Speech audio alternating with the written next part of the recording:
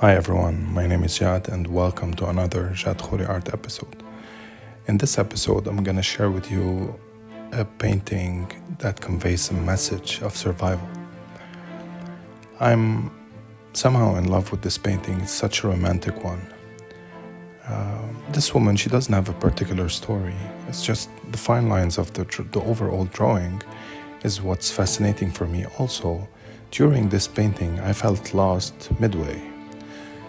I kind of got lost because the only momentum of drawing back then was related to adding and increasing contrast. I just kept adding layer after another. And this got me afraid somehow of the final result.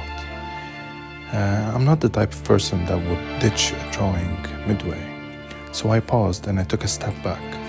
And then I made this woman, when I came back after a while, sink in deep water. It's like she's sinking in her own world, but through the air bubbles, she's breathing, so she made it out alive.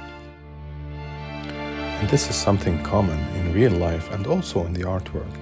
You have to take a step back to see the full picture sometimes.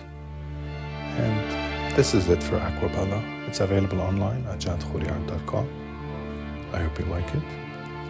And I would love it if you subscribe, and I hope to see you again in the next episode. Take care, guys.